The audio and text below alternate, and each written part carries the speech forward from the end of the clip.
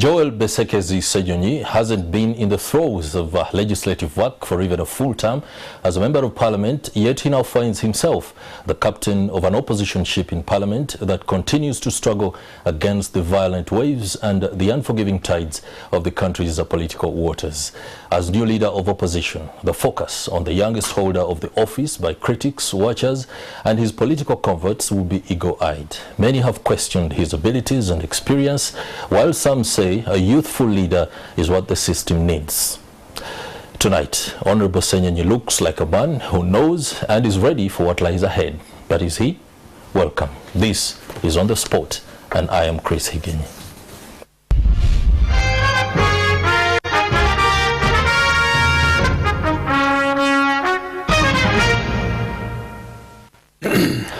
Good evening once again. We're glad that you have chosen NTV, and this is On the Spot. A very warm welcome to the program.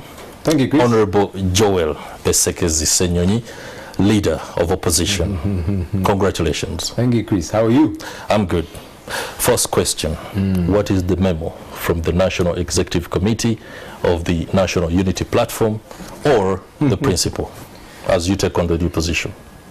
Firstly, allow me to thank you for having me here. You're most welcome. And to say hello to our viewers out there. What's the memo? Yeah. What do you mean? Let's picture a game of football in the 80th minute. And the gaffer needs a few changes here and there, and he's introducing a new substitute on the pitch. You're replacing a formidable figure, Honorable Matthias Impuga. You come with new guidelines and things to work on that have been presented to you by your principal, haven't they? Chris, you sound like you have looked at guidelines that have been signed by my leader and handed over to me. Look, there's a lot of speculation out there.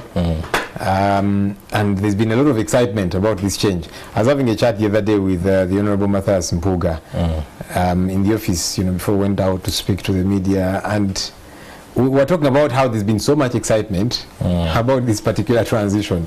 But it dawned on us that it's because there is a paucity of this kind of thing. There's a lack of this kind of thing in our country. People hardly hand over office. We're not used to it. People rarely see it. Yeah, so I guess that's why there's been a lot of excitement, a lot of speculation and so on. So maybe it's us saying, get used to this kind of thing. Yeah, this is what should be. This should be the modus operandi, that leadership can run its race and leadership can change. And it's okay, the sky does not fall. Business continues to happen. I'm sure you meet people who say, now when this government is out of power, we don't know what's going to happen. What do you mean you don't know what's going to happen? We know what's happening already that is not so good. The corruption, the poor service delivery, anyway, stuff that I believe we shall be talking about. So that's right. People need to get used to the idea that change can happen, and there is stability, and we keep moving and move even further. We know that it is within the mandate of the opposition in parliament to change a leader after 2.5 years, and ideally most of the terms of parliament, or the tenures, we see 2 opposition leaders. Some have resigned, some have been forced out. Who resigned? But the need, for example, one would say was not necessary. But here we are, there's a change that has been effected.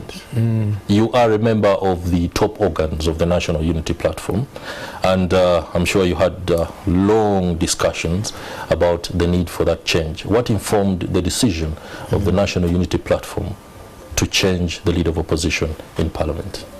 Firstly, to take a few steps back, because you said some resigned, some were forced out. Opted out. Opted out? Winnie Kiza. She opted out? Are you sure?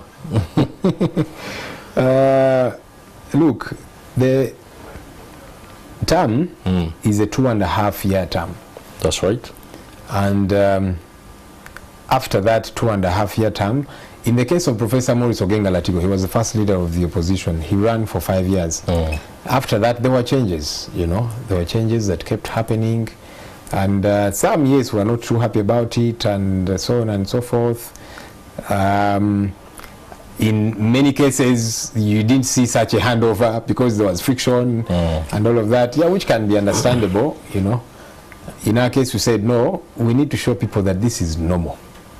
There doesn't have to be something wrong or you trying to fix something. It is leadership change, The Reverend Mpuuga ran the race of 2.5 years, and we have and shall continue to salute him for his leadership.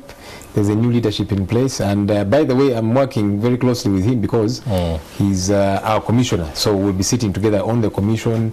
We're still in leadership together, and life continues to happen. So what informed the change? It is number one that yes, change can get to happen, that somebody has run their race and you get to change leadership. So wasn't it necessary to allow Matthias Mpuuga to run the entire course of the 5 years? Why do you think it was? I'm asking you. I'm asking you. You're a member of the National Unity Platform. Because when you the way you asked the question, you said, was it not necessary? It's as if maybe there's an undertone. Look, leadership changes. I used to do what you're doing here, by the way. I used to be an anchor at this place, and I'm always excited whenever I'm back. I'm like an OB.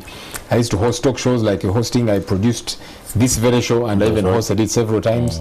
I'm not doing that anymore. Somebody else is doing it. Here you are doing it. That's normal.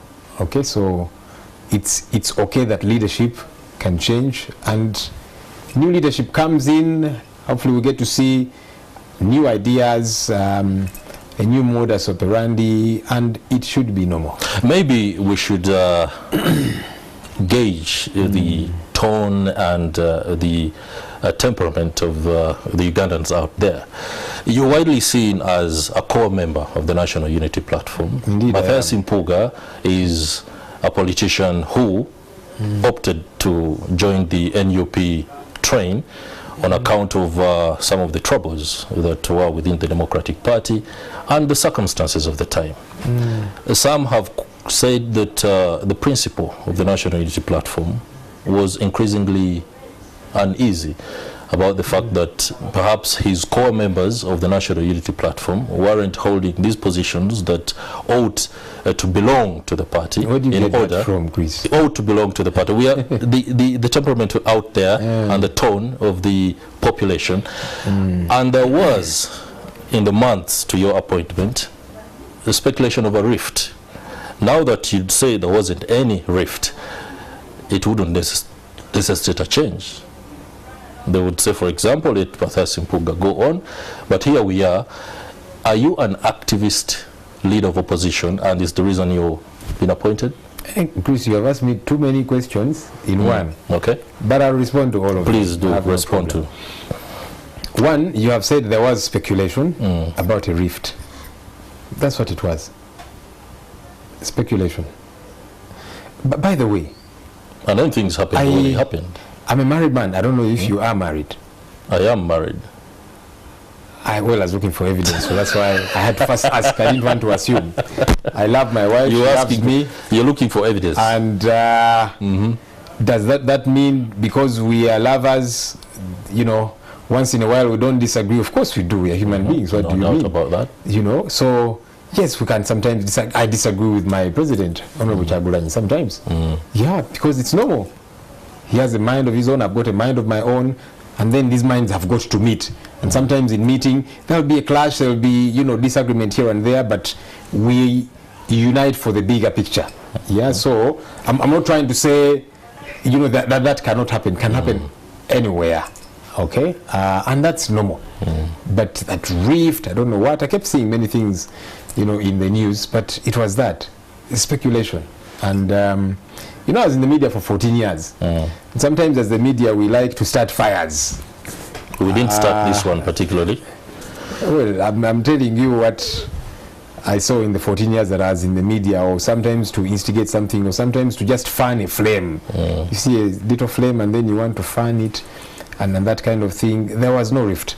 The Honorable Matthias Mpuuga is our deputy president. You asked about me being a part of the core. He's actually my senior in the party. He's the deputy president for Central Uganda. I am the spokesperson. And one of the founding members. Yeah, without a doubt. But we are both leaders. We both are part of the core team of the party. If anything, like I'm saying, he's actually senior to me in that regard. And so we meet and discuss all of these issues. We discussed this particular issue and so on. If there was a rift, you know, would the party have seconded him, for example, to be commissioner? I don't know. I don't think so. He's the deputy president of the party. So just get used to the idea that leadership can change and it's normal. And slowly but surely, we want to see how we inoculate that in the minds of Ugandans, that actually leadership can happen. To some, they cannot imagine this thing can happen, that actually leadership can happen. Somebody hands over office peacefully. How does that get to happen without quarreling? Because you've not heard the Honorable Matthias Mpuga complaining. You've not heard him say, I was unfairly kicked out. You've not heard him say, I deserved to be here for 5 years. Actually, even before this happened, he kept saying, look, the term is 2.5 years. It can be renewed. It may not be renewed. Either way, it is okay. He said that several times before the change did happen, and he has stuck to that. So why are you trying to start a fire where there is none? It's because he's a very smart politician. Many times you could be able to say what you do not mean, or sometimes insinuate or appear to be communicating something that you know is what the population wants to hear at one point. Don't know what's going on in his mind and in his heart. Let's go with what he has. All right, let's leave that at where it is. Now that you've taken on the new office as leader of opposition, what is the thrust? What are the things you're looking at? You've told me you've spoken to Matthias Mpuga and you'll be working very closely with him. What is your program? What are the things you're going to work on if your first 100 days are anything to be assessed? I've said this on several platforms. I will re-say and reiterate. Firstly, beginning with the law. Our Administration of Parliament Act and indeed the rules of procedure, with specificity to Rule 14.1, it provides for the role. In fact, the roles. There are 3 sub-rules, 3 I believe it is, under Rule 14. But sub-rule 1 is the one that spells out the cardinal, the principal role of the leader of the opposition. And that is to keep the government in check. That sounds brief, but then it is actually broad. When you think about it, when you make a projection about what that should be, keeping the government in check. Why do we keep the government in check? Number one, it has got our money. Because they collect tax on a daily basis. We need to keep them in check regarding our money. It's not their money. I've had people say, my money, and you look at them and you can't believe these fellows. Somebody sang a song, they came from the bush with literally nothing, and people are here saying, my money. It's not your money. That money belongs to Ugandans, and so Ugandans must hold you accountable. It's just that collectively all the about 47 million, I understand the population is about, until the next census we'll see. All the 47 million people cannot be in one room or in parliament there. That's why they send representatives to do that job on their behalf. So that's right. We must keep the government in check. One, like I'm saying, because they've got our money. Number two, they have got delegated authority. They don't like to think of it that way. But it's the reality. You've got delegated authority. On another day, we can discuss how they got that delegated authority. You know, you can get it, properly by people giving it to you. You can snatch it and grab it, as we have seen severally. But we can have that debate along the way, maybe. But you are having delegated authority. When you are a delegate, your principal must hold you accountable. If I give you a task to execute, I've got to keep track of how you are executing that task, because it is me who has sent you to execute that task. So we must keep the government in check. Are they doing what we expect them to do? Are they delivering services as they should? One would expect, for example. And you see, for me, this goes beyond just the money, our national pass. Any serious government is responsible for its people. you've got to look out for your people to make sure they are safe and their property. Now, in addition to making sure they are safe, how are you treating them? But what do we see? It's the reverse. People are being brutalized.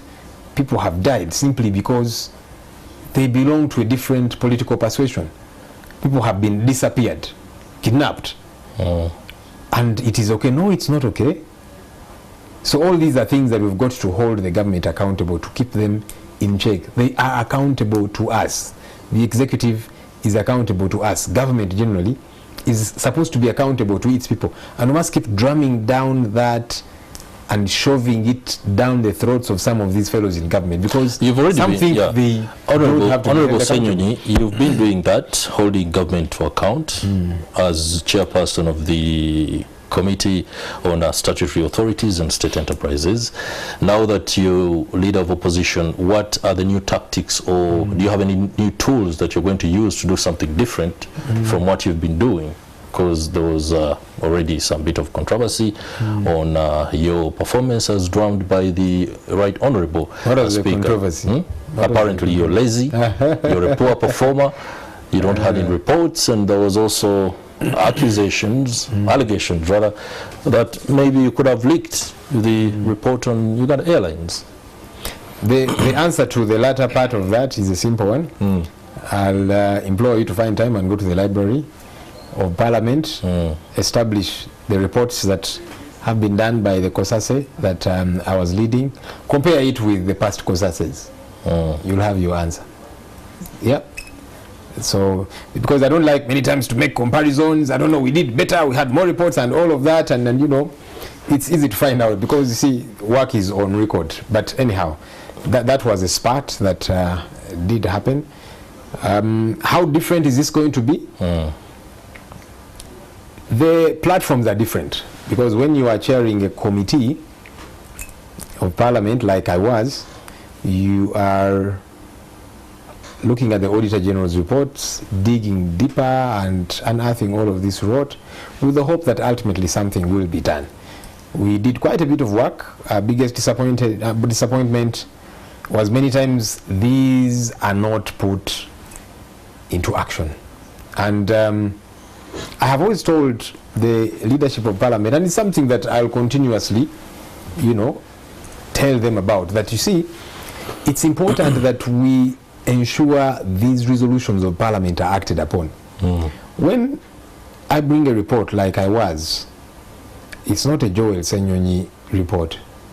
It's a report of a committee. By the way, my committee had 70% NRM members. Not once did we have a minority report. Because I told my colleagues that, you know what, when we are here, let's for starters when we are entering the committee room, let's leave our political party, you know, attachments at the door, so that when we get here, we are dealing with matters to do with accountability. And I will tell them, regardless of the political party you belong to, that tax money that is stolen affects all of us, because that money would probably build a road or a hospital in your constituency to help your people. Now somebody is stealing it, let's go for that thief. This has nothing to do with you see this color, this and that kind of thing. And so we try to work together, challenges notwithstanding, to see that we get to do that work. Now once that gets to happen at the tail end, this report is tabled on the floor and it is adopted unanimously, as was the case with all the reports that I tabled. I thank God that we were able to move that. We would argue and disagree and so on, but then eventually people would see that there's an issue here. And so we would pass the reports. What I've always told the leadership of Parliament, and something that I'll still do tell them, that look, let's make sure those recommendations are acted upon. How? We are now handling the budget framework process. And when we as Parliament, because now once it's passed as a resolution of Parliament, it's easier to be at the committee level, it's now Parliament.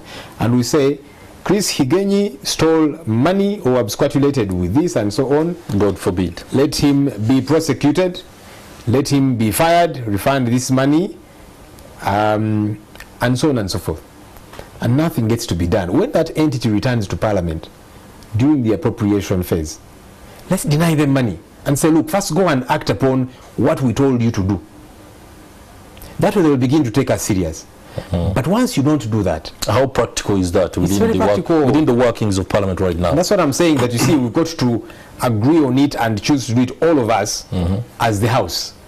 Okay, to say that. Look, and how do you intend to achieve that that consensus? And that's what I'm saying. I'm engaging my colleagues to say, can we be able to do this? It benefits not just me, all of us, and ultimately the people of Uganda. Because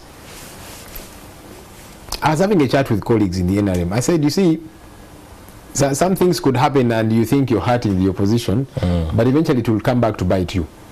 Parliament censured the Honorable Namuganza passes. I personally refused to sign that censure motion.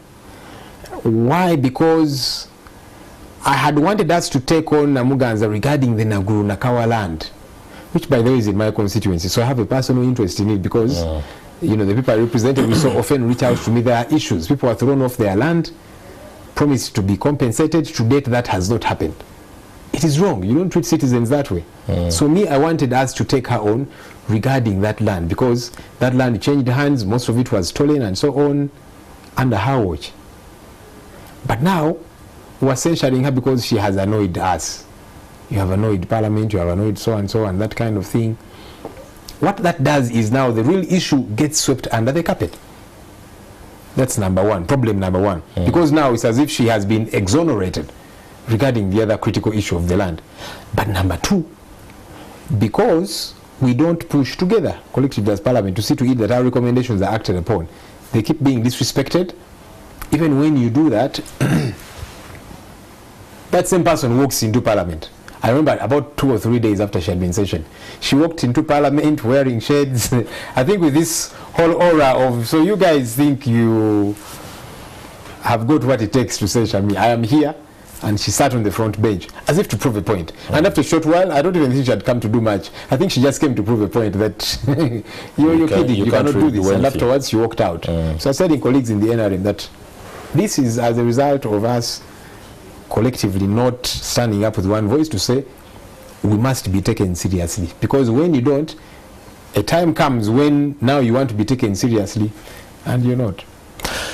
The Parliament is very skewed against the opposition, especially in terms of numbers, and that is a consistent problem when it comes to the passing of critical pieces of legislation or even getting things done. The numbers game is in favor of the National Resistance Movement, and the opposition continues to wallow and hope that one day some of the members of the National Resistance Movement will come to their mind and think the way you want them to think.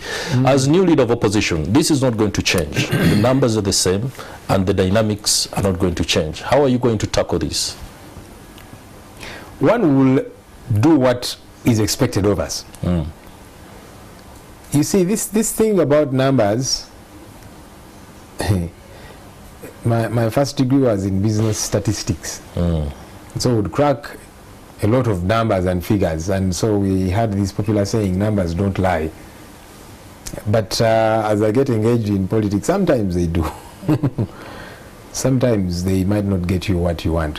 When I made the statement shortly after I'd been announced as leader of the opposition in Parliament, and I said, look, I would appeal that we join hands to keep the government in check.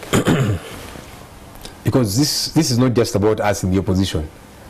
All of us want service delivery. When that money is stolen, it affects all of us. So we must work together on this. And I saw members clapping, including folks. They always do clap on some issues, and then completely do something different. I said, well, this is a good start. I'm hoping that this message can reverberate and make sense to all of us, to say that, you know, there are issues which we must delineate ourselves from our party, you know, sentiments. What is wrong, regardless. That if a minister has stolen, or, you know, a government official has done something grotesque, you don't protect them simply because they belong to your party. What is wrong is wrong. It will affect all of us. I'm hoping that that can get to happen. But regardless, we'll do our job that is expected of us. Sometimes, yes, the numbers might overwhelm us, but we shall make our point and have it on record. That's also important. I am a lawyer now, and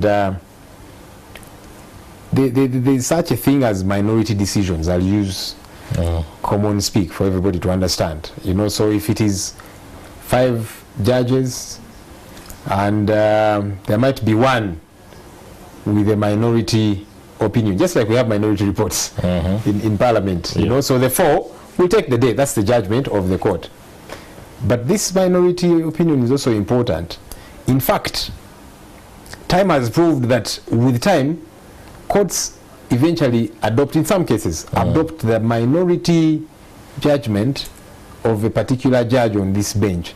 That can happen. That is, so it's also justice delayed. Justice delayed, no doubt. It doesn't matter. At least eventually it helps for state, because those issues will always be determined. Along with the issues keep coming up again and again. So if a precedent can be changed to say, but you know, these 3 judges made a mistake. This one was the correct one.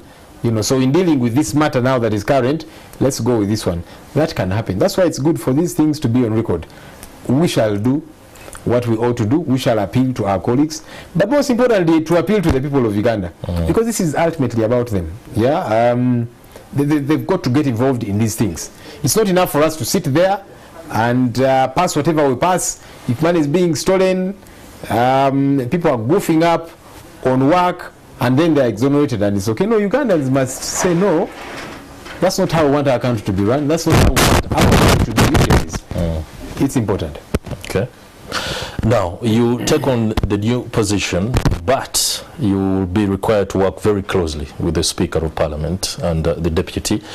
Over the last few years, which are ideally 2.5, we've seen you clash with the Speaker of Parliament, Right Honourable Anita Among. She's convinced you're a lazy performer. She's also... Is she? She's convinced, and that is, if anything, she has been able to share often is anything to go by. How are you going to work with the Speaker of Parliament, who has that sentiment and conviction on you? 2 things. The earlier one, which you keep bringing up, I thought I responded. I said, I don't want to be here blowing my horn. You are a journalist, you have access to Parliament and the library, you go. That one. And get information about the reports done and produced by the COSASE led by Ssenyonyi. Compare it with the others. But you know, I even think that comparison is not important. Here is why, Chris, this is important. Yeah. So the person, the team that has taken over from myself in COSASE, I want them to produce better, more, you know, a bigger number of reports than myself.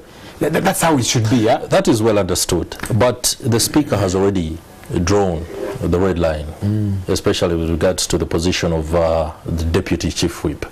We do understand that this was it was running smoothly under Honourable Matthias Impuga, but all of a sudden, when it was Honourable Zake, who has been in the throes of conflict with the Speaker, when it emerged that he was the one to be the Deputy Chief Whip, then all of a sudden the rules of Parliament were brought up, and the position, we were told, is not one that is allowed. Okay, firstly, to complete, because the other ones were 2 questions, I hadn't answered the latter part of it. We're talking about the fight with the Speaker, and people have been asking me that, and it's a question that I've responded to several. And you will continue to respond to it. And that's okay, I'm happy to. That you see, in fact, somebody even asked me, I said, you see, the Speaker is not your friend. How are you going to work together? I said, yeah, but this is not a friendship club. It's Parliament of Uganda. Parliament of Uganda. We don't have to be friends. I mean, even you who works here at NTV, you're not friends with everybody here. Yeah, I'm not. You might have a few friends, but not everybody. But you still have got to work. You've got to work to deliver on. And that is what we want to know. How are you going to work? How, number one, the different offices have got duties and roles and responsibilities. Each has got enough on its plate, each office, you know. So I'll do my job with the hope that everybody else gets to do their job. That's number one. And where we get to disagree, and we shall have numerous opportunities to disagree. I said that in Parliament the other day. You know, it's okay to disagree. Let's just keep respecting each other, even when we disagree. Okay, so that when I have a differing opinion from yours, let me have space to disagree with you. That's also important, that you don't take away my right to disagree with you, for example. As long as let me make my point clearly and disagree with you.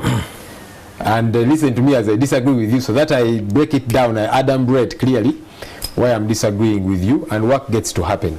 Okay, so I think that's the most important thing, that there is mutual respect. That's important. That I may not like you, but if we're going to do work together, let's respect each other. Play your part, I play mine, because each of us is like a cog in the wheel. My hope is that will happen. And it's not just a speaker. There are several offices therein that have got to interact with the office of the leader of the opposition. That's right. Numerous technical people, political offices and so on. We are all intertwined like this, yeah? So my hope is that all of us, generally, we shall respect each other, but even more importantly, that we shall each play our part. You do your job, because we're like a cog in the wheel, each of us, yeah?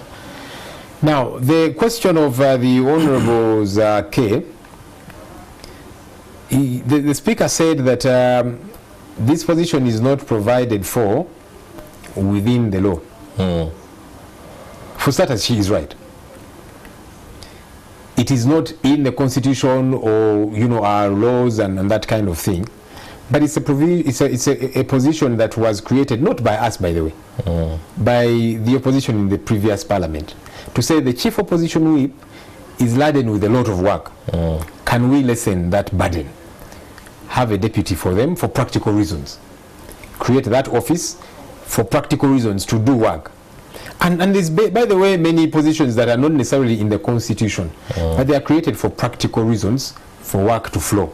And so this office has been in existence for so many years, way before we took charge. It might not be in the Constitution or in the law, because the leader of the opposition is in the law, the chief opposition whip is in the law, shadow cabinet, etc., etc. So why do you think it won't stand right now?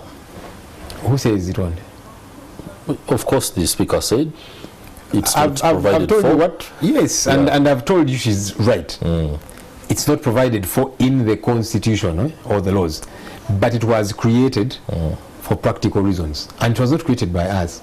It was created by the past Parliament, the opposition therein, to say, let's have a deputy to our chief opposition whip, to, so that there is a bit of separation of work for practical reasons, for work to flow. Because when you're chief opposition whip, you're having to whip all these parties, and there's a lot of work that's got to be done. Yeah, and there's plenty of work on another week. So have you had an opportunity to talk about it so that there is common ground? No, because you see, there's and that can happen. But you see, at this stage, there's no critical disagreement, legally speaking. If you're following me. No, the fact legally that, speaking, the fact that she spoke against the fact that it won't stand means it is the latest episode in what has become a political soap opera. And that is down to the fact that perhaps because you're now the new leader of opposition, she's like, oh, there he goes, Ssenyonyi, my adversary. Let me go for him. He won't have a deputy chief whip. How are you going to tackle that? Do you intend to talk to her? Firstly, like I said, all those offices are intertwined. Okay. You know that there will be times when I have to engage the Speaker. Okay. Sometimes it will be me to ask and say, can we meet over certain issues? Because it's what it is. And again, we don't, like some people have been saying, we don't have to be friends or whatever the case might be. But here we are, we have got work to do. Sometimes it might be her to ask for a meeting. And it's okay to meet and even disagree. To meet and point, and for me, I like those meetings, yeah, because normally I'm very candid. Yeah, whether there's cameras or not, I'll say, but this is not right. This we cannot do. So that there's a place for that, and several other offices, including the lead of government business, the Right Honourable Nabanja. I don't like necessarily her modus operandi and sometimes her laissez-faire attitude, but I've got to engage There's a place for that. Then there's a place to raise my voice and say, but you know what, now you're taking us for granted. Like she was at some point. That's what I'm saying. Sometimes she seems to be so laissez-faire. We're asking critical questions. You're taking these issues for jokes. I'm glad you bring that up. The fact that some people could tackle matters of national importance with very little nerve or concern. Do you have the tools with you as leader of opposition to go after them or check that particular attitude in order to have results or things done the way they ought to be done? You mean on my end, or on your end as leader of opposition? How do the you, team that I'll be working with? Yes, how do you tackle that in case the lead of government business is laissez-faire, as you say, or is seemingly disinterested in matters that you think are of grave concern? We'll put her in her place. How? You'll see. And what is that place? Like I was saying, somebody did ask me, so are you going to operate diplomatically, engaging and that kind of thing, or are you going to have an activism mode? I'll have both. There's a place for each one of those. There's a place to sit with Madame Nabanja to say, but now, Madam, can you give us Chibalama? Because you told us you have got Chibalama. And once there is no response, then we escalate it. Yeah, so there's a place for each of those. Yeah, once it's escalated, because if she begins to take things lightly like she has, you can't tell us today you have Chibalama, you arrested him, and on another day we are asking you and you're saying we don't have any response to that issue. Okay, then you come and apologize to Parliament. You come and say on that day, maybe I was, I don't know what had happened to me. You see, in law, there are exceptions to every general rule. If you are arrested for having committed an offense, you can actually be excused in particular ways. When you say either I was not either in the right state of mind at that time, or was under the influence of whatever, or whatever the case might be, and you can be exonerated because at that point you are not in your very right state of mind. So what we would like for the Honorable Nabanja to do is maybe you come and apologize and say you were either at that time you are not too sure of what you're saying, or you were joking. Then we shall deal with whatever your response gets to be. But it's on record. You said this person was arrested, and you have him. For 4 years, the family doesn't know where he is. So now we cannot ask again, and you're saying we have no response. We don't know where those people are. Let's be serious. Are you not the same one who said it the other time? Okay, you come and withdraw the statement. Come and say, I was lying, I was joking, or I was not in my right state of mind, or whatever the case might be. And then we can take it up from there. So there's a place for each of those levels. Okay, your predecessor acted very strongly on that aspect and led a boycott of Parliament, and later there was attempts and backdoor meetings with the government, and some sort of consensus or common ground was reached. You were part of those meetings, negotiations. How are you going to follow up on that matter? Are we going to see another boycott? We have many tools in our toolbox, and we'll keep pulling out whichever tool as and when need arises. What's imperative, Chris? We are not going to stop making these demands about injustices meted out against people, the brutality, and then there's no justice followed through.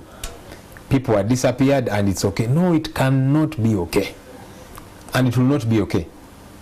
I know some people keep telling us, no, you only focus on these other critical issues, but there are other serious things, like the budget. Yes, the budget is serious, and we are in that budget process now. But you see, while you deal with that, this is even more important as well. Attend to it, because who are you passing the budget for if people are being, treated the way they are treated, brutalized? You have a system that is in many ways preponderant over the people in a manner so vile. No, that is not right, and we cannot let that happen. So we are picking up these matters. If anything, we are simply going to engage the gear. All right, talking about engaging gears, let's go for a break. When we return, we shall continue this conversation, Honorable Ssenyonyi, and we shall look at how the new leader of opposition will marshal the different political parties in Parliament, given the fact that many of their members do represent the sentiment of the parties outside. Stay with us. We'll be right back.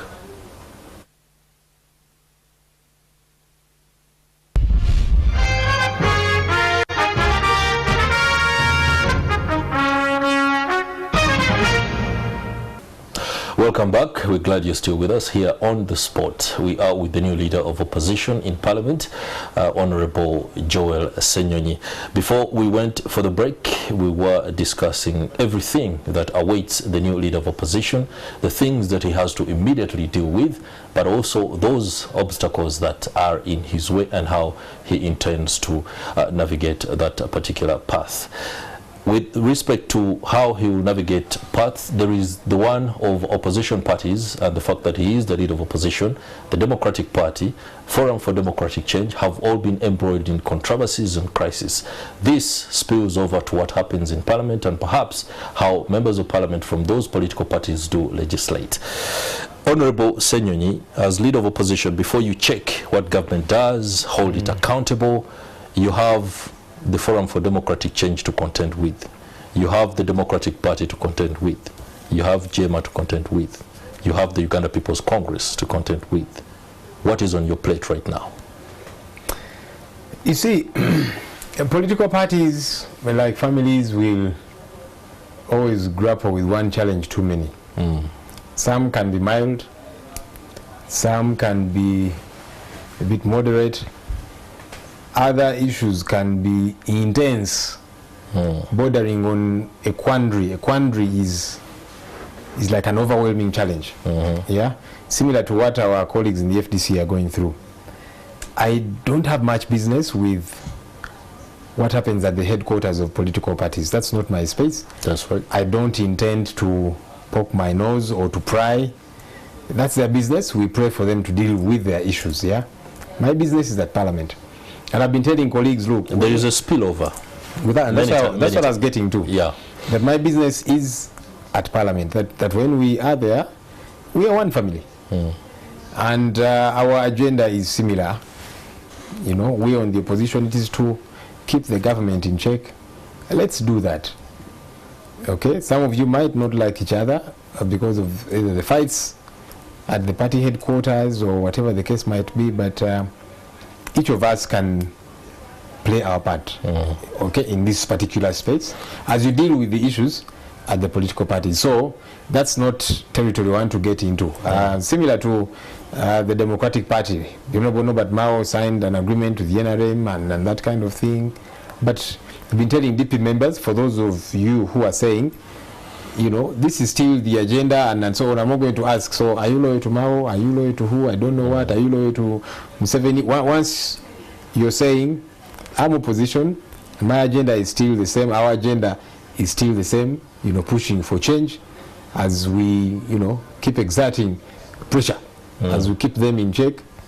Let's do that. Don't you think that could impede your ability to do your work? For example, if members of Parliament from the Democratic Party have to toe the line of the President of the Democratic Party, and that particular line could be different from what the opposition wants, especially in terms of legislation, and then in a way they find themselves having to support the National Resistance Movement line in Parliament.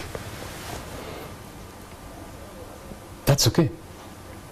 Really? It's a decision they have chosen to take. Because you see, you're dealing with adults who are leaders. People have got different schools of thought. People have got different aspirations. Yeah, there are people who maybe join the opposition because they want a certain small position in government. Once you make them, I don't know, Minister of State, they have arrived.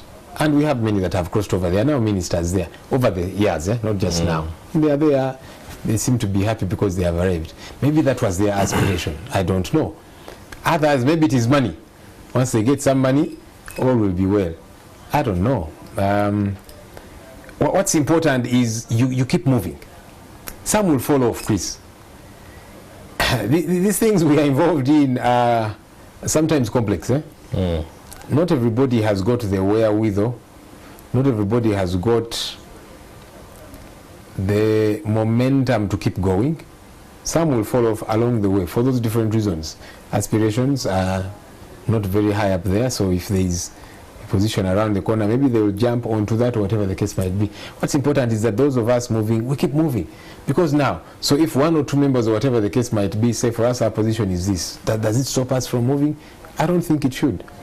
Closely related to that concern, your predecessor, Honorable Matthias Boga, said there are elements within the opposition who talk a lot but don't work. There are those who are going to sabotage some of your programs or what you want to be done as the new captain of the ship. Did he share some of those particular individuals? Do you know who you're going to deal with? So you want me to tell you everything we have discussed privately? Not everything. You can share just that. No, such is people. Such is people, and you need to study them and understand them, and henceforth deploy them accordingly. Okay. They are, and it's just like any other company, whatever the case might be, entity, whatever the case might be. You get a good understanding of your people. Personality types, there's such a thing as leadership styles. There's a leadership course I'm doing, and we are learning a couple of these things. So once you learn people, know their strengths, their weaknesses, then you deploy them accordingly. Because once you don't do that, you're going to be forcing a monkey to swim. It will not, and then both of you will be disappointed. It will be angry, and then you'll also be angry, why can't you swim? Monkeys climb trees. Fish swim. If you get a fish and you're throwing it in the grass and you're saying run, it won't run and you'll be upset. You put it where it should be. Okay, so I want to believe that's what he was pointing to. You know, that maybe some people are good communicators, or they will talk and put together the documents and so on, give them to talk to represent the rest of you. Some people maybe are good when they sit and crack the numbers and do the work and so on. Maybe they're not good at communicating, or whatever the case might be. Anyhow, my construction of all of that is study your people, the team that you're going to be working with, know the strengths of each one and the weaknesses, deploy people accordingly, help them, let's help each other where we are weak, and we keep improving ourselves so that work gets to move.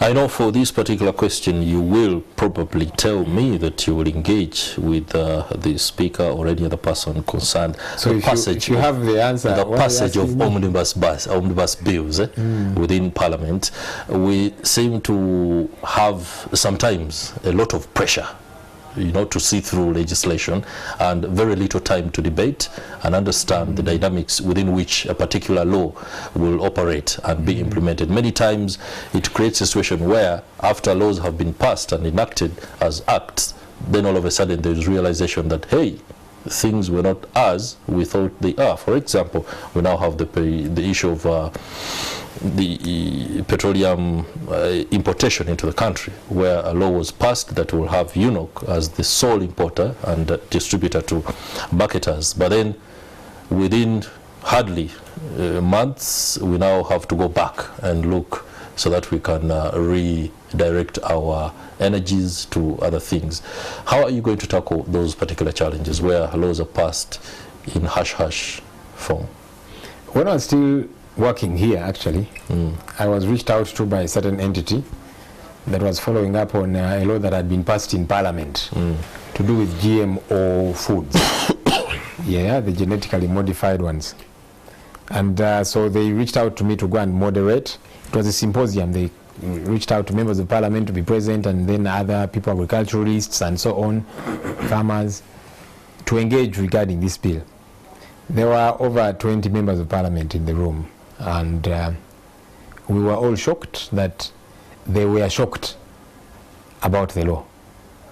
So I asked them, I said, you guys, you're saying you're shocked about this. You're the one, were you present in the House? Some of them were, and so on. Maybe they hadn't had a good grasp of it, or hadn't paid proper attention, or whatever the case might be. What that told me is they didn't fully engage with the process. And now here they are, as shocked as the rest of everybody. That can happen. Sometimes maybe people get to learn and understand when ramifications begin to show up, when consequences begin to show up. Because we talk about these things and we say, guys, you cannot do this. And then the numbers have their way. And then tomorrow the numbers are also thinking, but this thing here, it is now also affecting me individually. And then you'll hear that voice all over the place. And say, but we told you. Yeah, so that's why it's important, number one, to engage with the process so that you know what it is that you're dealing with. But also, as I have always told colleagues on the other side, that listen to the reason that is coming through the debates, not just either we have instructions to do this, or for us this is what we want to do as a political party, or whatever the case might be. Because yeah, you might have the numbers and make mistakes with the numbers, and then eventually it's coming back to bite you. So I'm hoping that we'll be able to pay attention, listen to even the divergent views, that you don't like this fellow because of the tie he's wearing or the political party he belongs to, but you listen to him, to the reason that he is pushing through. It helps, so that then you're not thinking twice. You know, I've had some people saying, you know, we need to return term limits. It's the very same guys that threw them out previously in 2005.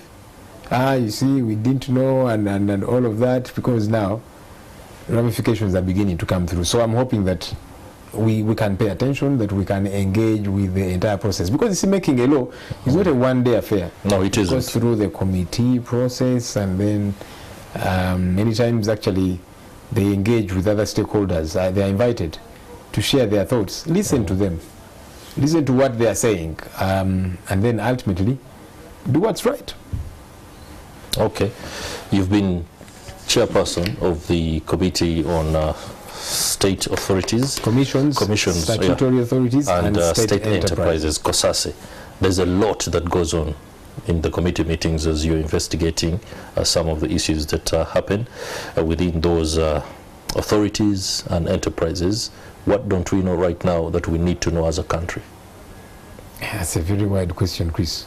Pick on the what exactly are you asking? Pick on the most important aspects that you're leaving behind as the chairperson of the of COSASE, that you think ought to be dealt with, that might not have been in the media landscape.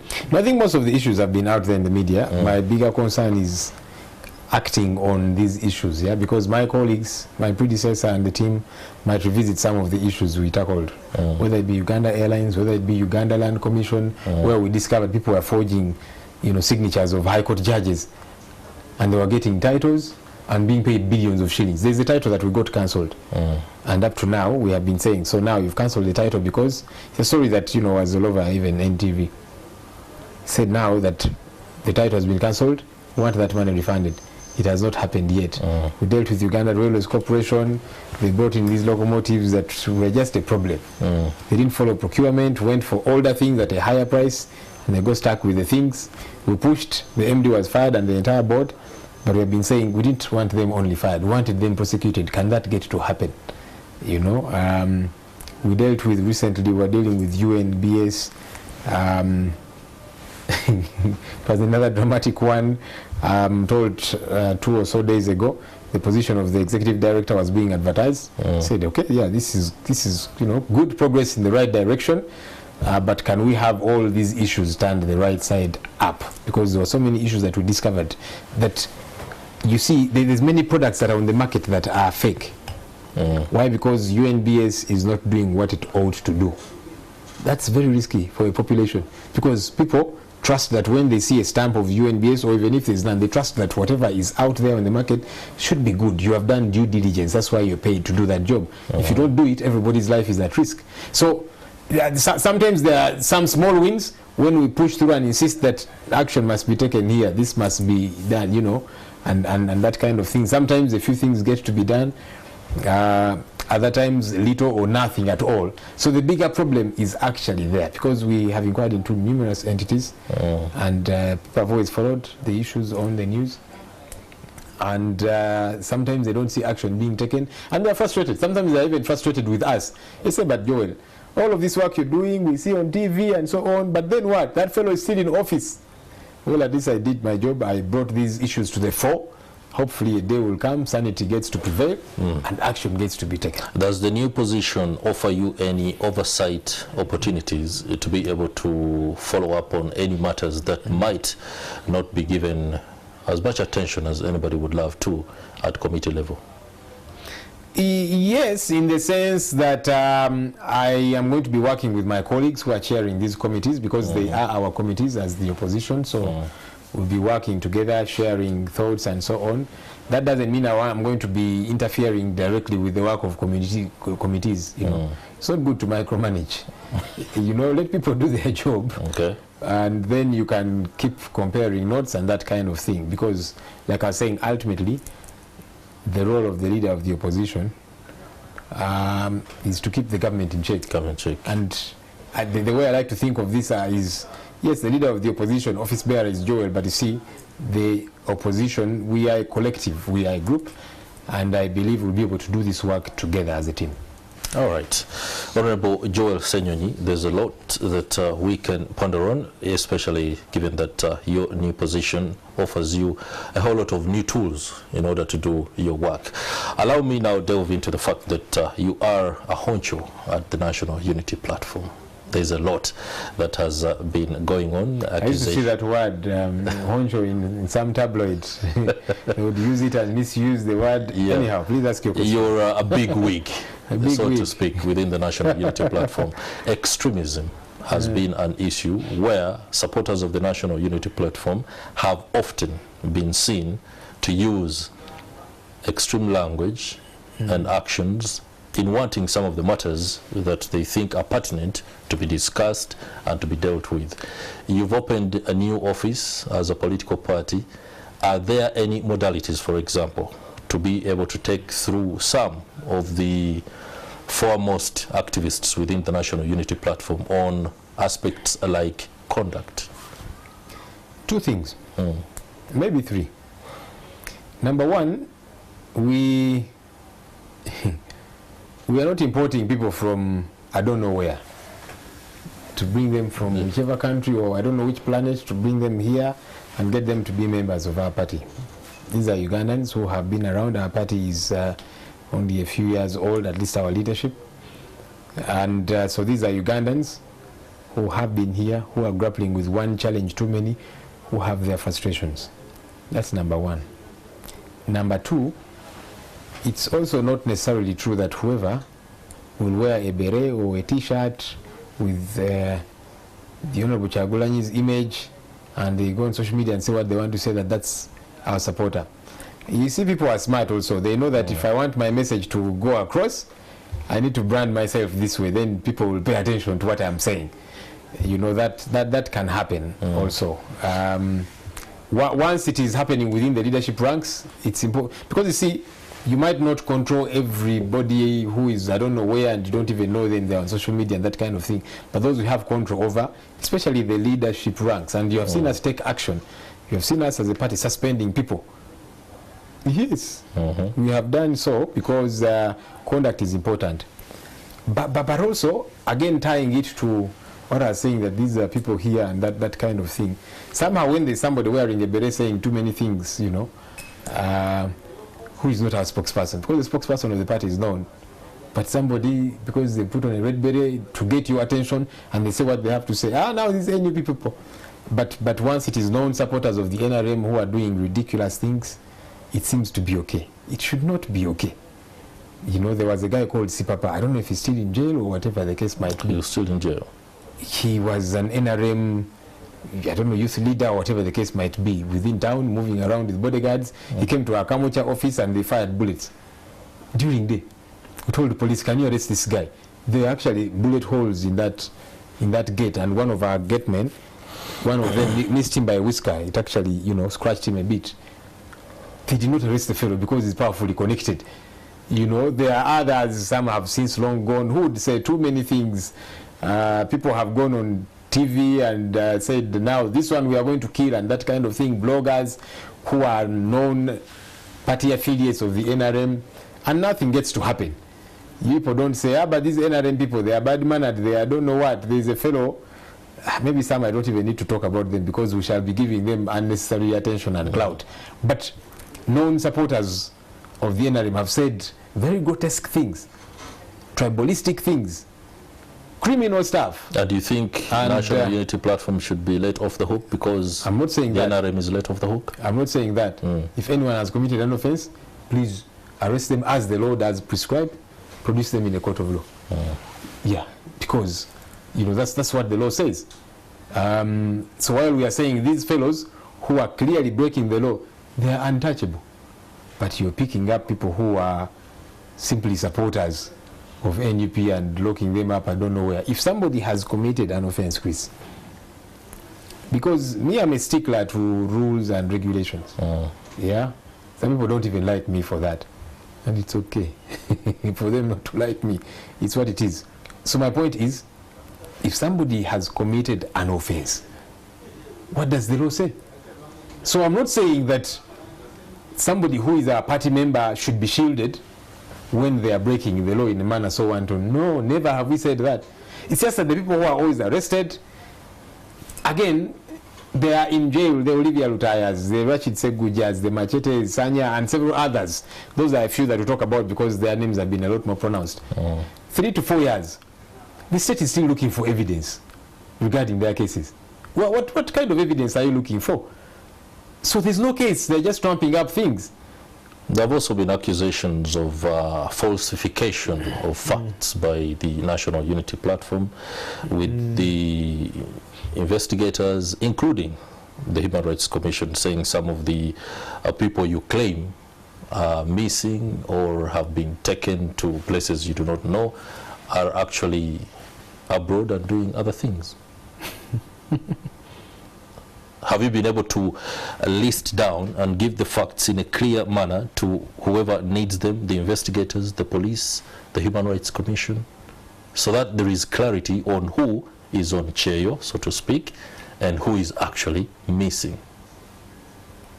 Because it seems to be we have responded to this issue. We're about to sound like broken records, but we shall respond if there be such a word. I saw Madam Maria Mwangadia. Unfortunately, each time, I don't know if the Uganda Human Rights Commission has a spokesperson. Maybe they need to get one so that that person, What have you offered the Uganda Human Rights Commission in terms of facts? So we can leave Madam Mwangadia's person out of this. No. Let me say what I have to say. Don't try and gag me. As long as you do not attack the person. I actually can attack, but within the law. I can say, for example, what you are doing is wrong. Someone will say I'm attacking you, but yes, let me attack you. So anyhow, I was going to say that I think that the Uganda Human Rights Commission needs to get a competent spokesperson, somebody who communicates on behalf of the commission. By the way, some of the people who work there, they also tell us, we actually are tired of seeing Madam in the news. She needs to sit in the office and do her job, because each time she's speaking, what she's saying is problematic. It hurts us as well. It hurts them, because they go and do the grinding, the hard work, and then somebody's out there making ridiculous statements, making a serious commission appear to be a joke. Because you see, if you appear on TV as the chairperson of a Human Rights Commission, and you're saying some of these people whom they are saying are missing might be in the diaspora, you don't have an iota of evidence. Have you provided it for them? Plenty of evidence that they're out of the country? Or what? No, that let's first interrogate this one of some of these supporters are out of the country. Prove that they are. It actually will be relief to us and the families, because if somebody has been missing for 4 years and you're saying you know where they are, that they are in Dubai, provide that evidence so that at least there is relief. People know, okay, at least this person is alive and they are safe somewhere on Cheyu. But if you just use some of those statements in a casual manner, it's problematic. The evidence, I don't know what evidence they want us to produce. There's a time she said that, one, these people don't exist. You guys ran that story. And the following day, we put those families on a bus and we rode them to her office. Then she ran away. We're told she used the back door and she fled. Because you're saying these people don't exist. You're saying they don't have the national IDs of their missing persons, okay? Which is also problematic, because if you're kidnapped, you might have your ID on you. and they take you with it. But for a number of them, the family members actually, some had, a few had originals, others photocopies. So we put them on that bus and we said, here are the families whom you're saying don't exist or are disinterested in their cases, they are here. And with the evidence of their missing persons. And then she fled through the back door. How do you deal with such a person? How do you want us to take her serious? You know, she operates in a jocular manner over serious things that are not meant to be joked about. And that's why even some of her staff and some of her colleagues at the commission are saying, in fact, a number of them we understand have gotten detached. They've said, let's leave this person to do her thing, to keep out there making herself look the way she's making herself look over a very serious office. The Uganda Human Rights Commission is a very serious entity. The person heading it is supposed to be at the level of a high court judge. But just see how she keeps trying to make a joke out of this. These are serious issues. Whether she's making a joke out of what you describe as very serious things remains something that is will be looked at out there. But as leader of opposition, you now have the means, you have the tools, and I'm sure you also have some tactics with you on the aspects of fighting human rights or violations by the state and the state entities.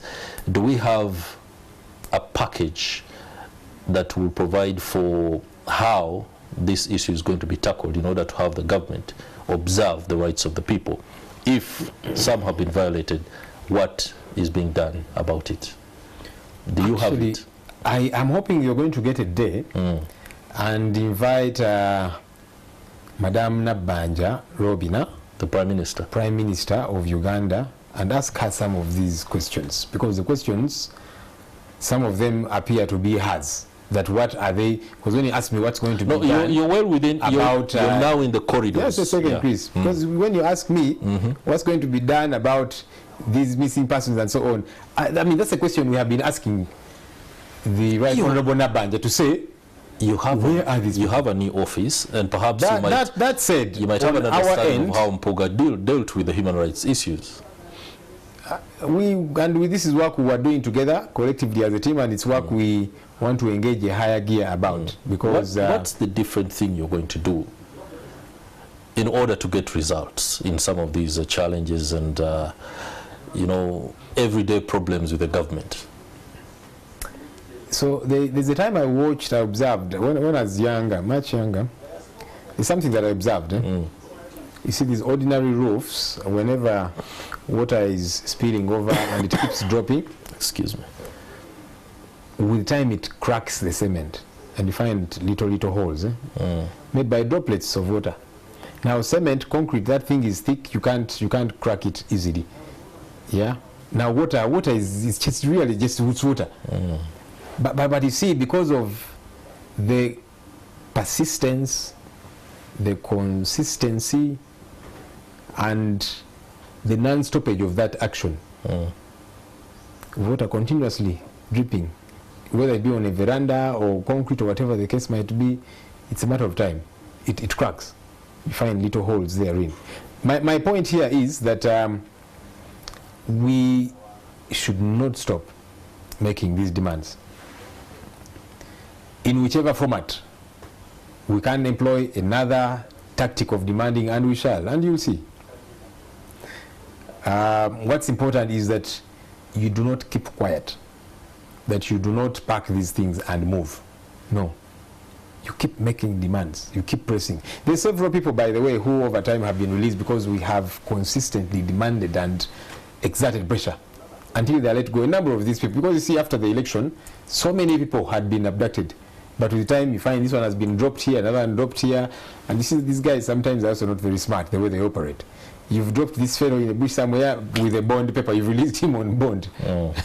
But you've dropped him by the roadside somewhere, but clearly has your bond freedom paper and that kind of thing. So over time, a couple of people got released because of pressure. You do not stop. You keep doing all that you have got to do. And that's what we are up about, that we don't stop, because these are critical issues. And I want to implore Ugandans that we join hands in doing this. As we exert pressure in Parliament and elsewhere, let's do it collectively. You know, I am struggling to think of a country that was changed holistically because of its Parliament.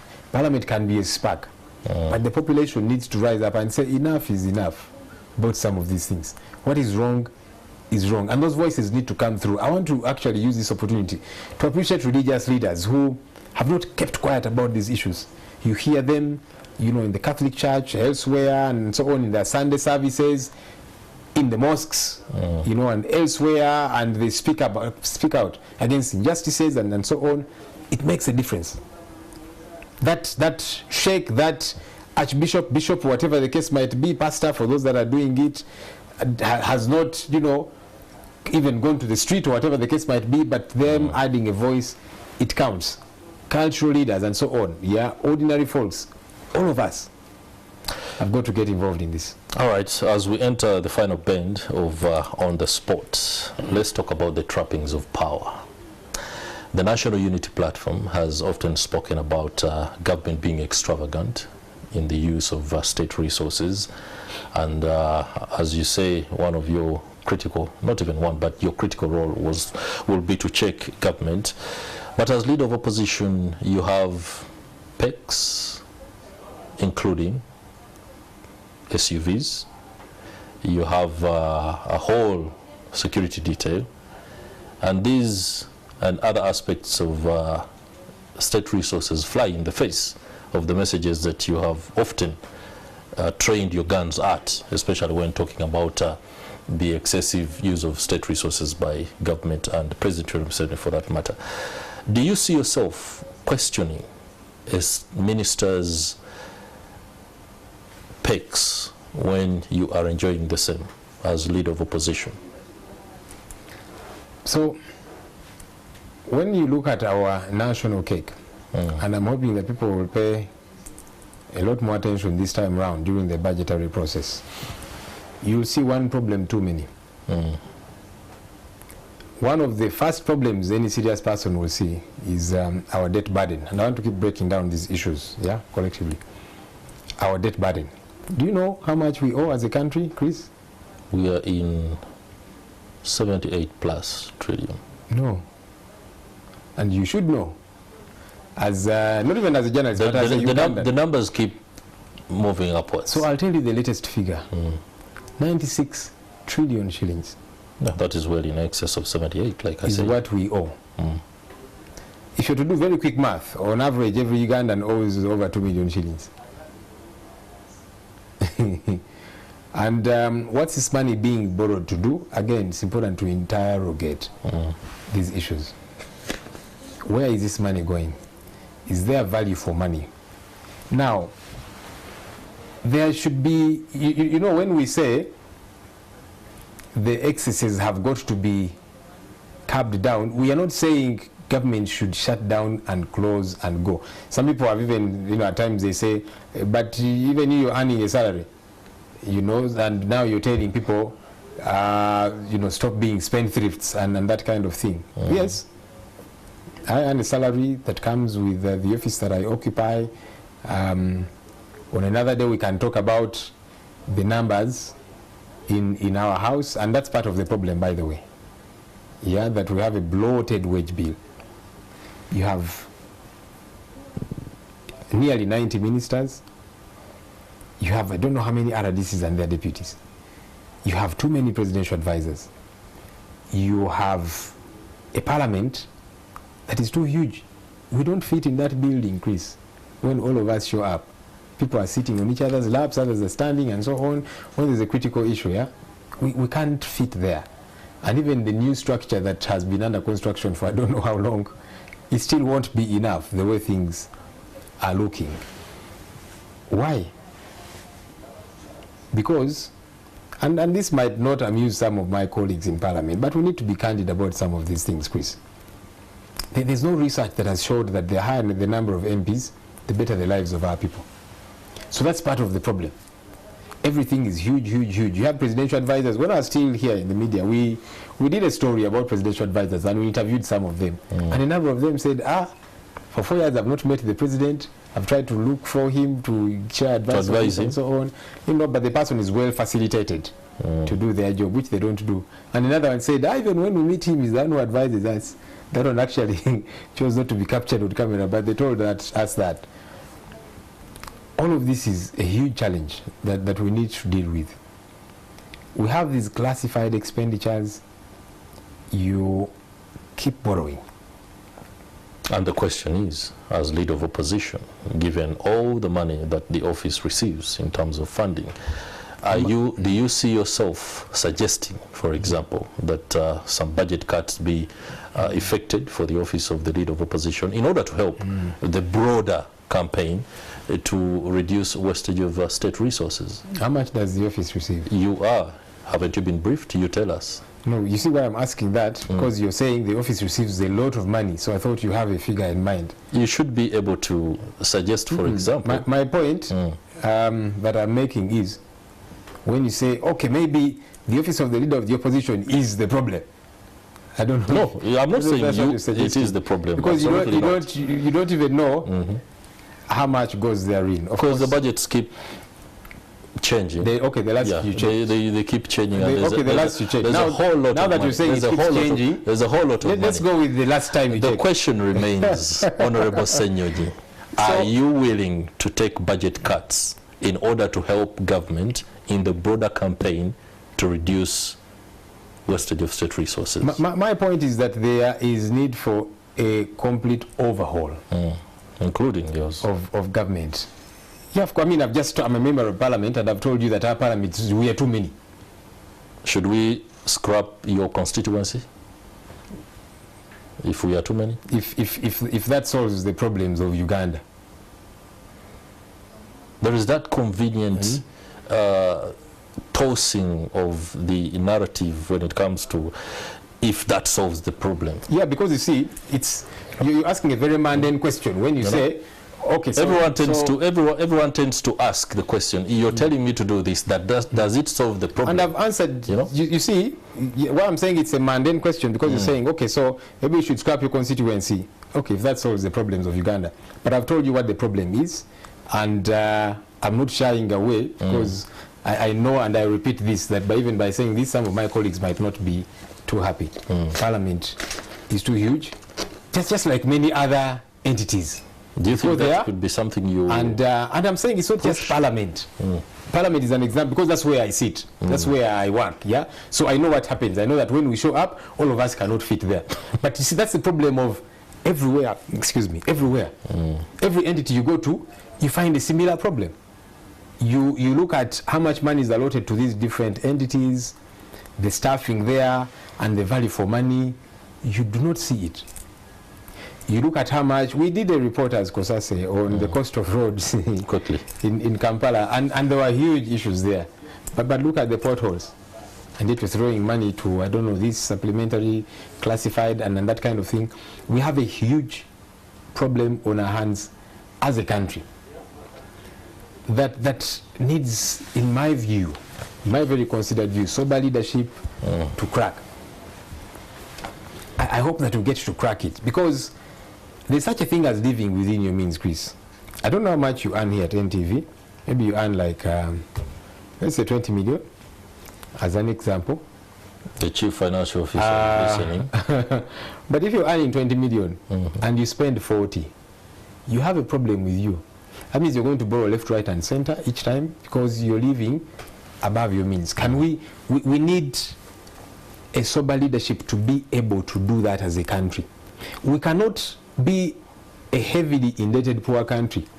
But you're going to borrow, you're going to beg, you're using, and there's a time when all these African leaders, they went to beg, they went in, private jets and that kind of thing. Meanwhile, the prime ministers of the countries that are going to beg had arrived in a train and that kind of thing, and so on. That mentality.